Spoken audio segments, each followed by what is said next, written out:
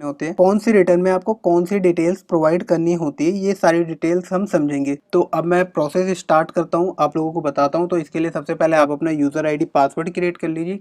Login करने के बाद आप पास कुछ इस तरह का डैशबोर्ड आएगा। इस डैशबोर्ड पे आपको इस तरह से कुछ डिटेल्स दिखाई देगी आपकी रिटर्न फाइलिंग्स वगैरह के लिए।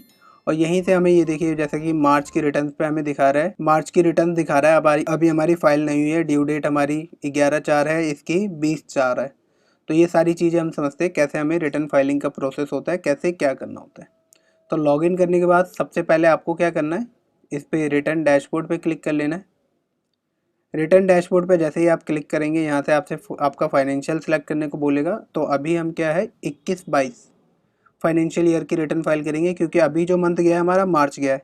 जीएसटी में हमेशा याद रखना है, जब जो मंथ बीत जाए उसके बाद हम, जैसे अभी हमारा मार्च बीता है तो अप्रैल में हम मार्च की रिटर्न फाइल करेंगे। तो हमारा जो मार्च बीता है वो कौन से फाइनेंशियल में बीता है, 21-22 में बीता है। तो हम यहाँ पे 21-22 सिलेक्ट कर लेंगे। इसके बाद यहाँ पे क्वार्टर, तो अभी हमें मार्च की रिटर्न फाइल करनी है, तो हमने जैन टू मार्च सेलेक्ट किया। यहाँ से मंथ सेलेक्ट कर लो, हो सकता है आपकी पिछली रिटर्न भी पेंडिंग हो तो आप पिछली सिलेक्ट कर सकते हैं। अभी मेरे केस में मार्च है तो मैं मार्च सेलेक्ट कर रहा हूँ, ठीक है। मार्च सेलेक्ट करने के बाद यहाँ पे मैं सर्च करूँगा।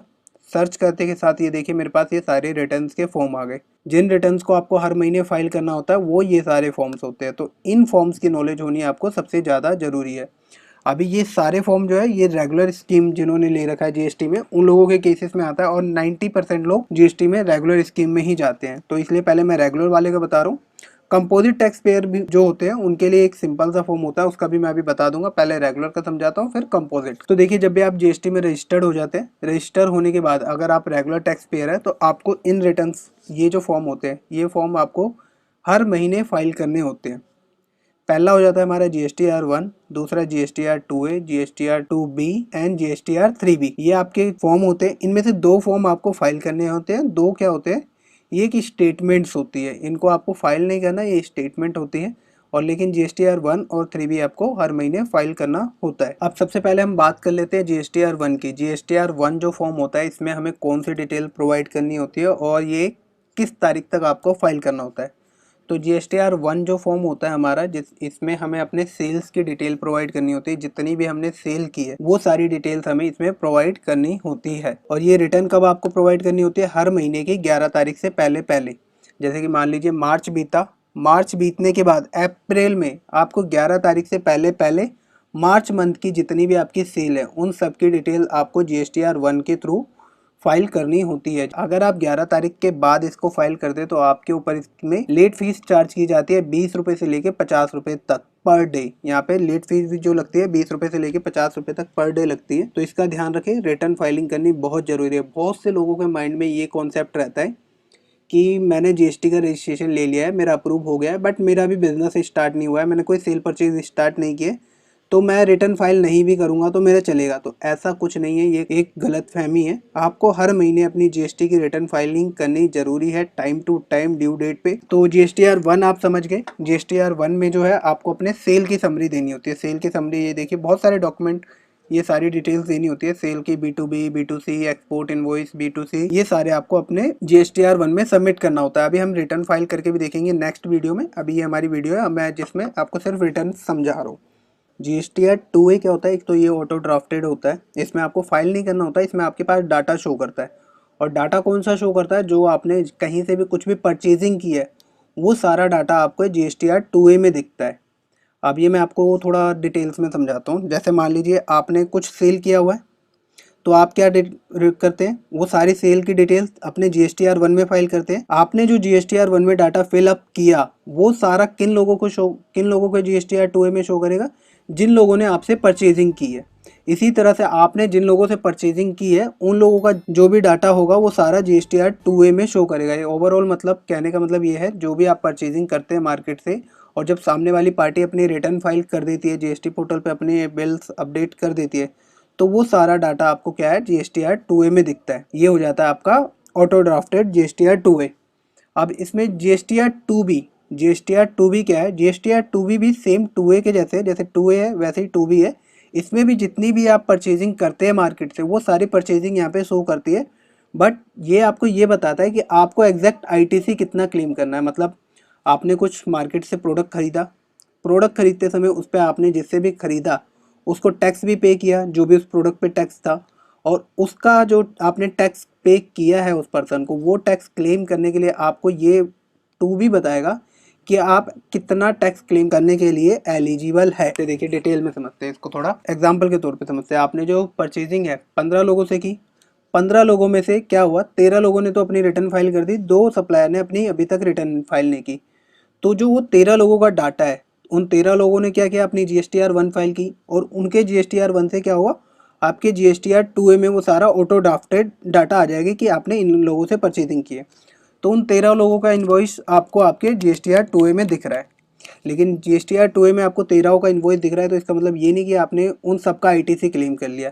ITC का मतलब वही होता है टैक्स, जो आप कुछ भी परचेज करते समय किसी से को टैक्स पे करते हैं, उसको हम ITC कहते हैं, इनपुट टैक्स क्रेडिट। तो यहाँ पे आपको 13 लोगों का दिख रहा है। लेकिन जब आप अपनी GSTR 2B में गए, जो हमें ये बताती है कि हमें अपना ITC कितना क्लेम करना है, जो हमें बताती है हमारी GSTR 2B, तो वहाँ पे जो है हमें सिर्फ हमारे 10 बिल शो कर रहे हैं। मतलब पहले मैंने तो 15 लोगों से परचेजिंग की, 15 से में से अभी तक 13 लोगों ने सिर्फ अपनी रिटर्न फाइल की है, तो उन 13 के बिल दिखा रहा है। अब जब मैं 2B में गया तो 2B में मेरे को सिर्फ 10 बिल शो कर रहा है। तो अब ये 10 बिल क्यों शो कर रहा है मुझे, अब ये मैं आपको समझाता हूँ। ये 10 बिल आपको इसलिए शो कर रहा है क्योंकि ये जो 10 लोग हैं, इन लोगों ने क्या किया है, अपनी GSTR 1 एकदम टाइम से, जो 11 तारीख ड्यू डेट होती है, इस डेट पे इन लोगों ने अपनी GSTR 1 फाइल कर दी। इसलिए आपको इनके जो इन्वॉइसेस है, यहाँ पे 10 इन्वॉइस आपको टाइम टू टाइम शो कर रहे हैं। बाकी के जो आपके 5 सप्लायर है, 5 में से 2 ने तो रिटर्न ही फाइल नहीं की, और 3 ने जो रिटर्न फाइल की उन्होंने अपनी ड्यू डेट के बाद रिटर्न फाइल की।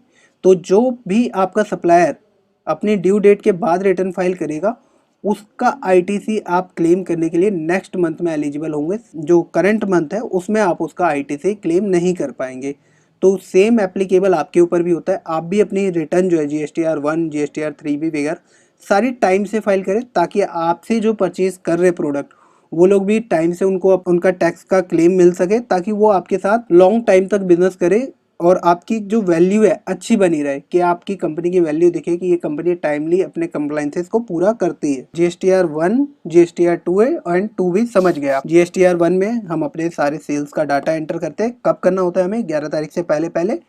2A हमारा ऑटो ड्राफ्टेड होता है, इसमें सारे हमारे सप्लाई, हम जिनसे भी हमने परचेजिंग की है उनके इनवॉइसेस दिखाता है। 2B ये बताता है हमें कि हमें कितना टैक्स क्लेम करने के लिए इस मंथ में हम एलिजिबल है, वो हमारा 2B बताता है। अब यहाँ पे ये जो हमारा एक फॉर्म और है, GSTR 2B क्वार्टरली, तो यहाँ पे क्वार्टरली अगर हमें स्टेटमेंट देखना है कि क्वार्टरली हम अपना रिकनसाइल कर रहे हैं, मैच कर रहे हैं कि हमने टोटल पूरे क्वार्टर में कितना ITC क्लेम किया, कितने के लिए एलिजिबल है, तो आप यहाँ से व्यू करके अपना ITC शो देख सकते हैं। अब आगे हमारी GSTR 3B। GSTR 3B थोड़ी इंपॉर्टेंट रिटर्न है। इस रिटर्न के थ्रू हमें अपने टैक्स की पेमेंट या लेट फीस की पेमेंट जो भी हमारी बनती है, वो हम इस रिटर्न के थ्रू पे करते हैं। और ये हमें कब फाइल करनी होती है, हर महीने की 20 तारीख से पहले। जैसे हमारा मार्च गया, तो अप्रैल में हमें 20 तारीख से पहले पहले ये रिटर्न हमें फाइल करनी मैंडेटरी होती है। और इसमें हम डिटेल्स कौन कौन सी देते हैं, यहाँ पे हम डिटेल देंगे सारी, जितनी भी हमने आउटवर्ड सप्लाई की, जो भी हमारी सप्लाई हुई है उनकी सारी डिटेल्स हमें देनी होती है।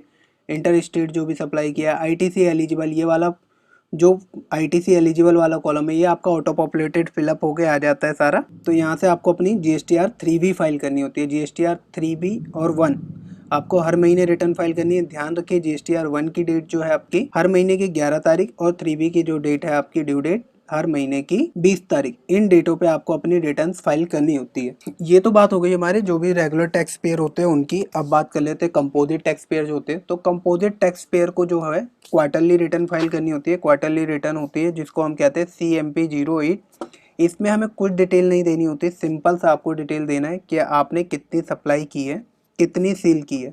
जितना भी आपने सेल किया है उसके ऊपर 1% आपको टैक्स पे करना होता है।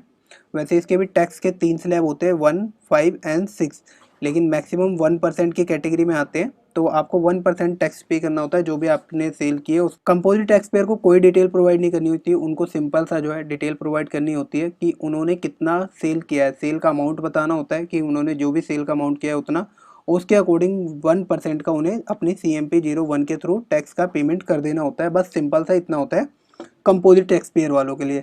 इनको जो CMP 08 फाइल करना होता है, क्वार्टरली करना होता है। मतलब साल में 4 बार करना होता है, क्वार्टर में 1 बार।